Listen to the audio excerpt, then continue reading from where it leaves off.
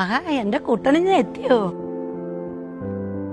സ്കൂളിലെ കൂട്ടുകാർ ചോദിക്കാ വിഷു എന്താന്ന്. എനിക്ക് വിഷു എന്ന് വെച്ചാ കുറച്ചേ അറിയാവൂ. എന്തൊക്കെ അറിയാം? കണി വെക്കും, പിന്നെ എനിക്ക് നാണയങ്ങൾ തരും.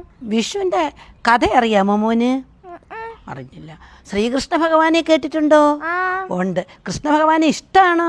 ആണ്. കൃഷ്ണൻ നരകാസുരൻ എന്ന് പറഞ്ഞൊരു അസുരൻ ഉണ്ടായിരുന്നു. ആ അസുരനെ വധിച്ചിട്ട് വന്നപ്പോൾ ഗ്രാമവാസികൾ എല്ലാവരും കൂടെ കൃഷ്ണനെ സ്വീകരിച്ച ദിവസമാണ് വിഷു ആഘോഷിക്കുന്നതെന്നാണ് ഒരു കഥ. അങ്ങനെ പല കഥകളും ഉണ്ട്. അപ്പം നമ്മൾ കണി ഒരുക്കുന്നത് കേട്ടിട്ടില്ലേ? എന്തൊക്കെ കൊണ്ടാണ് കണി ഒരുക്കുന്നത്? നമ്മുടെ വീട്ടിൽ കണി ഒരുക്കുമല്ലോ. എന്തൊക്കെ കൊണ്ടാണ് കണി ഒരുക്കുന്നത്? ചക്ക, ഇതെല്ലാം നമ്മുടെ പറമ്പിലുള്ള സാധനങ്ങളാണ് അല്ലേ?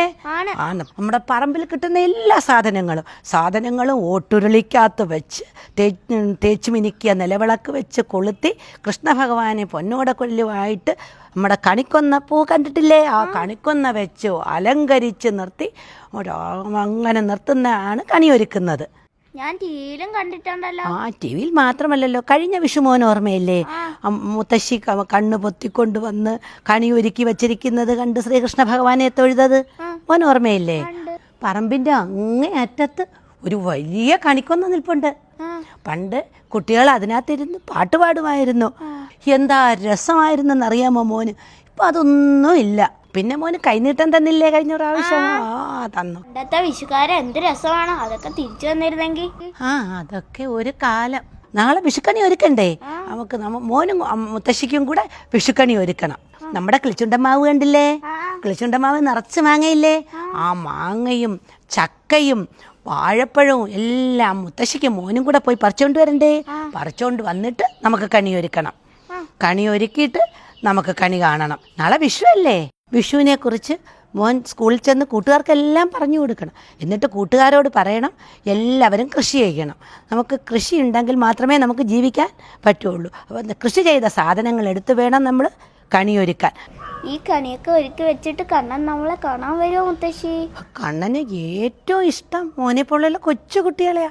കണി കണ്ട് മോൻ നല്ലതായിട്ട് പ്രാർത്ഥിക്കണം. പ്രാർത്ഥിച്ചു കഴിയുമ്പോൾ കണ്ണൻ മോനെ കാണാൻ വരും. സ്കൂളിൽ നിന്ന് വന്നതല്ലേ മോൻ, ഇങ്ങനെ കഥയും കേട്ടിരുന്നാൽ മതിയോ? വിശക്കുന്നില്ലേ? ഭക്ഷണം കഴിക്കണ്ടേ? വാ.